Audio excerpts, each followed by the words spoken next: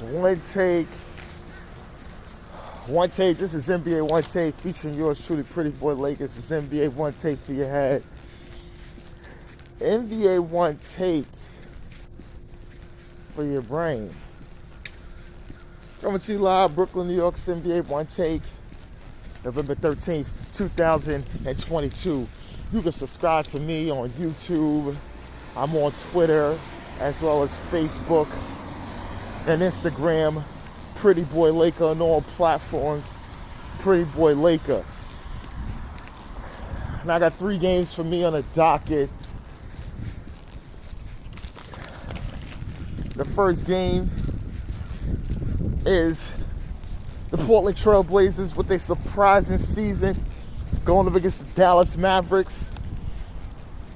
And Luka Doncic.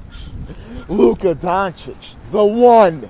Luka Doncic. He had a 42, 10, and 13 triple-double. I think he got multiple 40-point triple-doubles. I think the most at his age. Maybe you could say that's the LeBron James shot, you know, the youngest. But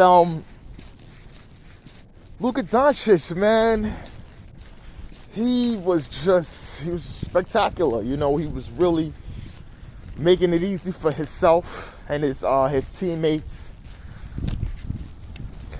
You know, making it real easy for himself and his teammates. Because, you know, Spencer Dinwiddie was very much coming in clutch, hitting a lot of clutch baskets off of Luka Doncic's passes. He had finished with 20. Tim Hardaway Jr. had 16, was knocking down shots in. Christian Wood still playing spectacular off the bench. He finished with 19.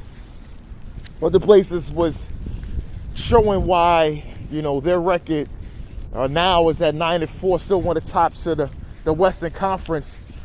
Putting people on notice, because this was just not a cakewalk. They fought them down to the wire. You know, Damian Lillard, he had 29 and 12. Jeremy Grant, 37 points. He was actually unmatched. They had so many defenders on him. He was really playing well. And Anthony Simons finished with 20, notably for the Blazers. Dallas is 7-5 with a season, trying to compile some more wins. Luka Doncic on the MVP trajectory. His game is showing why, you know, people had him consensus MVP this candidate this season. Right now, between him and Giannis Antetokounmpo. But he's just on another level.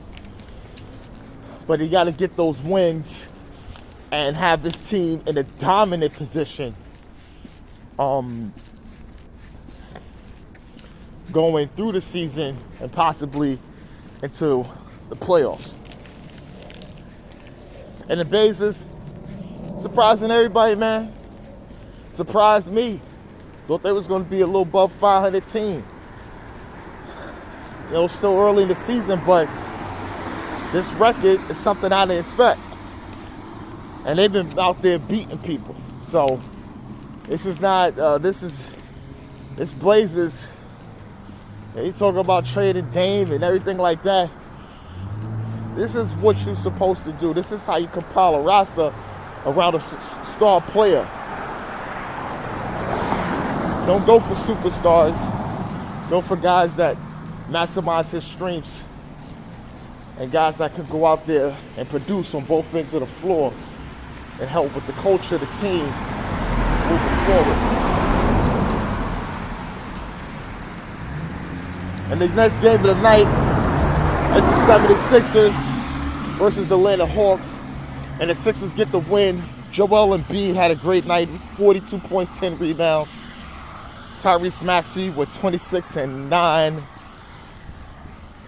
And Tobias Harris finished with 21. And for the Hawks, Trae Young, 27. DeJounte Murray finished with 23. Clint Capella, double-double, 14 points, 15 rebounds, and DeAndre Hunter finished with 15, notably for the Hawks. Sixers are still without James Harden. Joel Embiid is back. He's look real good in there. Still a little sluggish. I keep saying, Lev, gotta play on the post more. He likes the front and do all other things. Needs to be on the post more. But the Sixers get the win. Hawks still 8-5 on the season. Sixers one game below 500. They gotta try to figure some things out. You know, Max even, you know, ascending a little bit, so this is a good sign for them. And the last game of the night is the hometown team, the Brooklyn Nets, in LA versus the Clippers. And the Nets beat on the Clippers. You know, under new coach Jacque Vaughn. That's coming in from interim to the head coaching job, and got guys playing good. And I think guys feel happy in the style Jacque Vaughn is giving them, and it most notably came into wins. And the Nets is now going 6-7 on the season. They was led by Kevin Durant, you know, 27. You know, Seth Curry finished with 23. And Nick Claxton finished with 13 and 14, notably for the Nets.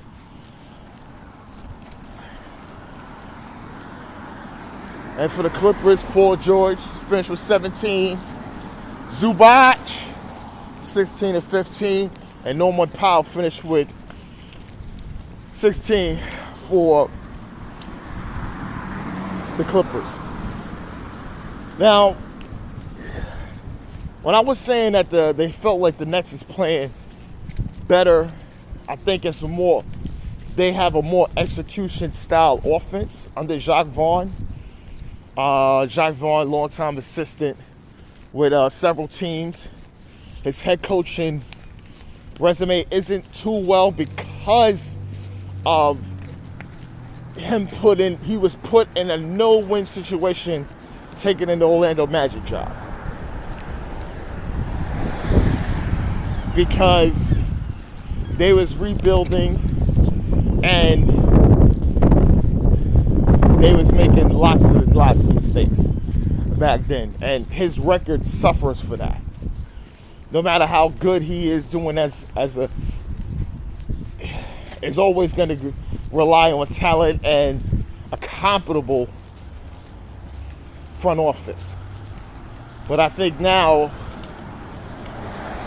he's there with those guys, and got those guys different. They feel a little happy. I mean, Ben Simmons, he didn't have a lot of playing time. Jacque Vaughn, I think, is just going to play the guys for him to win. No matter the best opportunity to win, no matter who you are and how much you make. That's the front office decides to trade them or not. We need to win games. And I think that's the best approach you can do. That's the best approach you could do. And we got to trade possibly. They got to trade possibly Ben Simmons. You know, to get something else. Possibly not another superstar, but other complementary players to fit what you're trying to do, then do it. Then do it. By all means. By all means. But this is NBA Boy Take. This is Pretty Boy Laker, and I'm out.